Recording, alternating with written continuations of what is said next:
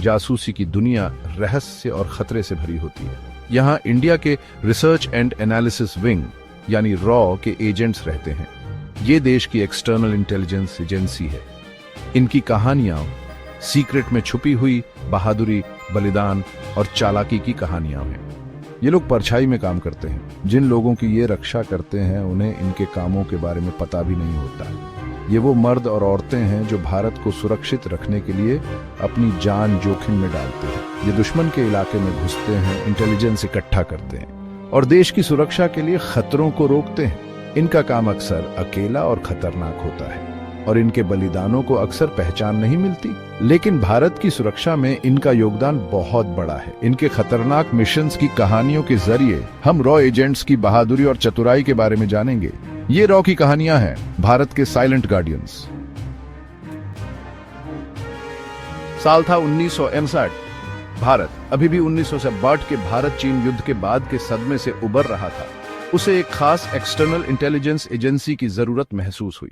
इसलिए 21 सितंबर 1968 को research and analysis wing यानी रॉ का जन्म हुआ। रमेश्वर नाथ काव, एक महान इंटेलिजेंस ऑफिसर, को रॉ का पहला डायरेक्टर चुना गया। काव के नेतृत्व में रॉ ने जल्दी ही जासूसी की दुनिया में एक मजबूत ताकत के रूप में अपनी पहचान बनाई। इसका मुख्य उद्देश्य विदेशी इंटेलिजेंस इकट्ठा करना, आतंकवाद का मुकाबला करना और सीक्रेट ऑपरेशंस के जरिए भारत के राष्ट्रीय हितों की रक्षा करना। शीत युद्ध अपने चरम पर था और भारत खुद को एक जटिल भू राजनीतिक परिदृश्य में पा रहा था। एजेंसी के गठन ने भारत के इंटेलिजेंस तंत्र में एक महत्वपूर्ण मोड़ ला दिया, जिससे राष्ट्रीय सुरक्षा के प्रति अधिक सक्रिय और मुखर दृष्टिकोण का मार्ग प्रशस्त हुआ।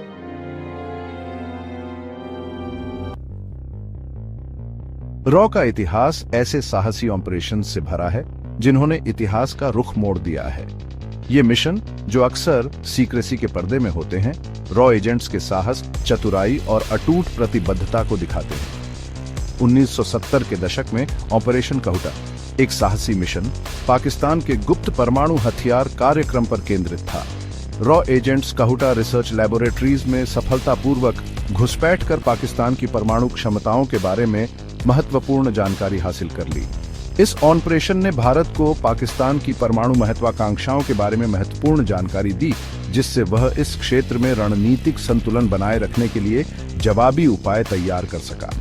एक और उल्लेखनीय कहानी रविंद्र कौशिक की है, जिन्हें अक्सर भारत का सबसे बड़ा जासूस कहा जाता है। कोड नाम the black tiger, Kaushik Pakistani सेना में घुसपैठ कर मेजर बन गए।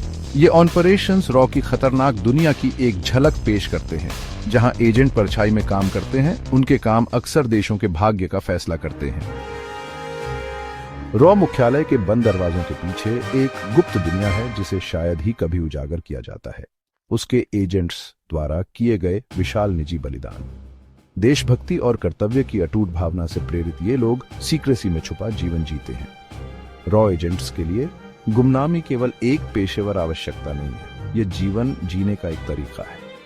वे परछाई में काम करते हैं, उनकी पहचान मिटा दी जाती है। उनके परिवार अक्सर उनके असली पेशे से अनजान होते हैं। पकड़े जाने या मौत का खतरा हमेशा बना रहता है। रॉ एजेंट्स को अपने प्रियजनों से दूर रहना पड़ता है। राष्ट्रीय सुरक्षा की खातिर उनका निजी जीवन अक्सर कुर्बान हो जाता है। रविंद्र कौशिक की कहानी इन गुमनाम नायकों द्वारा किए गए बलिदानों को दर्शाती है।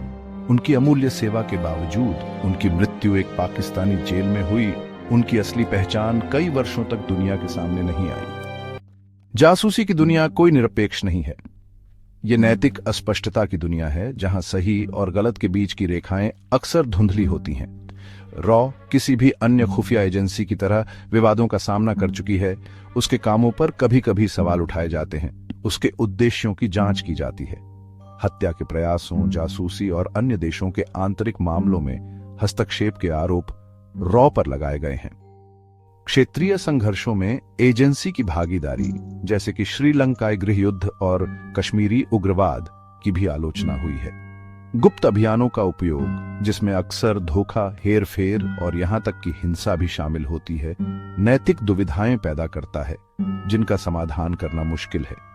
जासूसी के नैतिक विचार जटिल और बहुआयामी हैं, जिसके लिए राष्ट्रीय सुरक्षा और नैतिक अखंडता के बीच नाजुक संतुलन की सूक्ष्म समझ की आवश्यकता होती है। विवादों और चुनौतियों के बावजूद भारत की राष्ट्रीय सुरक्षा की रक्षा में रॉ का महत्व निर्विवाद है। अपनी स्थापना के बाद से एजेंसी ने भारत की विदेश नीति, आतंकवाद विरोधी प्रयासों और रणनीतिक मुद्रा को आकार देने में महत्वपूर्ण भूमिका निभाई है। रॉ की खुफिया जानकारी ने शत्रुतापूर्ण राष्ट्रों, आतंकवादी संगठनों और भारत की सुरक्षा के लिए अन्य खतरों की गतिविधियों के बारे में महत्वपूर्ण जानकारी प्रदान की है। एजेंसी के विश्लेषण और आकलन ने नीति निर्माताओं को सूचित निर्णय लेने में मदद की है, जिससे अक्सर संभावित संकट टल गए हैं। इसके अलावा रॉ के गुप्त अभियानों ने खतरों को सफलतापूर्वक बेअसर किया है, दुश्मन की योजनाओं को बाधित किया है और घरेलू और अंतर्राष्ट्रीय स्तर पर भारत के हितों की रक्षा की है। जैसे जैसे भारत 21वीं सदी की जटिलताओं से गुजर रहा है, नए और विकसित हो रहे खतरों का सामना कर रहा है, रॉ की भूमिका और भी महत्वपूर्ण हो जाती है। भारत की सुरक्षा और विश्व मंच पर उसके स्थान को सुनिश्चित करने में एजेंसी की अनुकूलन, नवाचार और आगे रहने की क्षमता सर्वोपरि होगी। जासूसी की दुनिया एक जटिल और अक्सर नैतिक रूप से अस्पष्ट होती है। भारत की राष्ट्रीय सुरक्षा की रक्षा करने वाली रॉ इस अंधेरे दायरे में काम करती है। इसके काम अक्सर लोगों की नजरों से छुपे होते हैं। हालांकि भारत की रक्षा में एजेंसी का योगदान निर्विवाद है, लेकिन इसके तरीकों और उनसे उत्पन्न होने वाली नैतिक दुविधाओं को नजरअंदाज नहीं किया जा सकता है।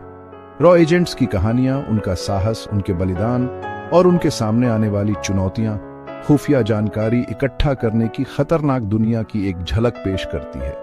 ये वे गुमनाम हीरो हैं जो हमें सुरक्षित रखने के लिए अपनी जान जोखिम में डालते हैं। उनके काम अक्सर राष्ट्रों के भाग्य का फैसला करते हैं। जैसे जैसे हम बढ़ते हुए अनिश्चित दुनिया में आगे बढ़ते हैं, बदलते खतरों और जटिल भू राजनीतिक चुनौतियों से जूझते हैं, रॉ जैसी खुफिया एजेंसियों की भूमिका और भी महत्वपूर्ण हो जाती है।